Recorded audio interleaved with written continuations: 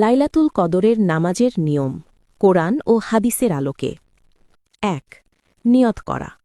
মনে মনে নিয়ত করতে হবে যে লাইলাতুল কদরের নফল নামাজ আদায় করছি আল্লাহর সন্তুষ্টির জন্য নিয়ত মুখে বলা জরুরি নয় মনে করলেই যথেষ্ট ২ রাকাত করে নফল নামাজ পড়া লাইলাতুল কদরের রাতে নির্দিষ্ট কোনো রাকাত সংখ্যা কোরআনে নির্ধারিত নেই তাই ২ রাকাত করে যত ইচ্ছা নফল নামাজ পড়া যায় ৩ নামাজ পড়ার পদ্ধতি প্রতিটি রাকাতে সাধারণ নফল নামাজের মতোই পড়তে হবে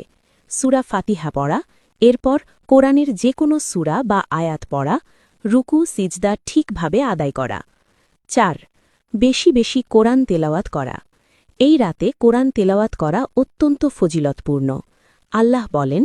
নিশ্চয়ই আমি কোরআন নাজিল করেছি লাইলাতুল কদরের রাতে সূরা কদর ৯৭-১ ৫ বেশি বেশি দোয়া করা এই রাতে বেশি করে দোয়া করতে হবে নবী সাল্লাল্লাহু আলাইহি ওয়াসাল্লাম একটি বিশেষ দোয়া শিখিয়েছেন আল্লাহুম্মা ইন্নাকা আফুউন তুহিব্বুল আফওয়া ফাফু আন্নি অর্থ হে আল্লাহ আপনি ক্ষমাশীল ক্ষমা করতে ভালোবাসেন তাই আমাকে ক্ষমা করে দিন তিরমিজি ৬ তওবা ও ইস্তিগফার করা নিজের গুনাহের জন্য কান্নাকাটি করে তওবা করা বেশি বেশি আস্তাগফিরুল্লাহ পড়া ৭ তাহাজ্জুদ নামাজ পড়া রাতের শেষ ভাগে তাহাজ্জুদ পড়া খুবই গুরুত্বপূর্ণ এবং বেশি ফজিলতপূর্ণ গুরুত্বপূর্ণ কথা